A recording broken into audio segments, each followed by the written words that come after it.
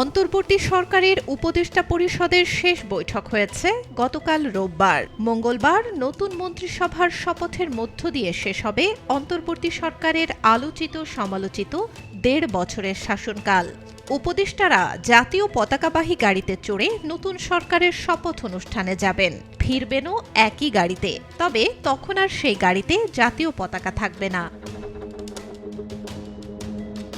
কাগজপত্রে ১.৫ দিন কর্মদিবস থাকলেও গতকালই মূলত তারা উপদেষ্টা হিসেবে শেষ ব্যস্ত সময় কাটিয়েছেন। উপদেষ্টা পরিষদের শেষ বৈঠক শেষে গতকাল বিকেলে রাজধানীর ফরেন সার্ভিস একাডেমিতে আয়োজিত সংবাদ সম্মেলনে একজন সাংবাদিক জানতে চান, অধ্যাপক মোহাম্মদ ইউনূস প্রধান উপদেষ্টার দায়িত্ব শেষে কী করবেন। জবাবে প্রধান উপদেষ্টার প্রেস সচিব শফিকুল আলম বলেন, ওনার ডিকশনারিতে রিটায়ার্ড বলতে কিছু নেই। উনি হয়তোবা নতুন মন্ত্রিসভার শপথের পর ফিরে এসে দেখবেন নতুন একটা কাজ নিয়ে ভাবছেন, যুক্ত হয়েছেন। উনি আগে যে কাজগুলো করতেন সেগুলোই করবেন।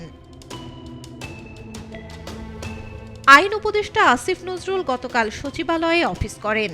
উপদেষ্টার দায়িত্ব শেষে তিনি আবার আগের পেশায় অর্থাৎ ঢাকা বিশ্ববিদ্যালয়ে শিক্ষকতায় ফিরে যাবেন।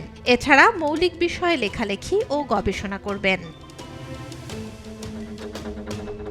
আলী ইমাম মজুমদার জানিয়েছেন, দায়িত্ব শেষে তিনি আগের মতোই সামাজিক সাংস্কৃতিক সংগঠন ও গণমাধ্যমের সঙ্গে সম্পৃক্ত থাকবেন। উপদেষ্টা হওয়ার আগে তিনি সংবাদপত্রে কলাম লিখতেন। অর্থ উপদেষ্টা সালেউদ্দিন আহমেদ দায়িত্ব শেষে আবার ব্র্যাক বিশ্ববিদ্যালয়ে যোগ দেবেন। আর পররাষ্ট্র উপদেষ্টা তৌহিদ হোসেন জানান, আপাতত কিছুদিন বিশ্রাম নেবেন তিনি। এরপর আগের মতোই ফিরতে চান লেখালেখিতে।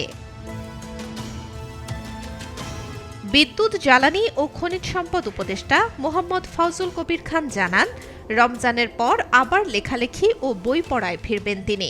পরিবেশ, বন ও জলবায়ু পরিবর্তন উপদেষ্টা সৈয়দা রিজওয়ানা হাসান দায়িত্ব শেষে আবার ফিরবেন বাংলাদেশ পরিবেশ আইনবিদ সমিতি বেলার কাজে।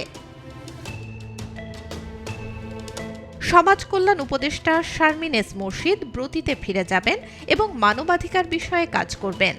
এছাড়া জুলাই গণঅভ্যুত্থানে যুক্ত নারীদের সঙ্গেও নিবিড়ভাবে কাজ করার ইচ্ছা রয়েছে তার। Desk report, B news 24।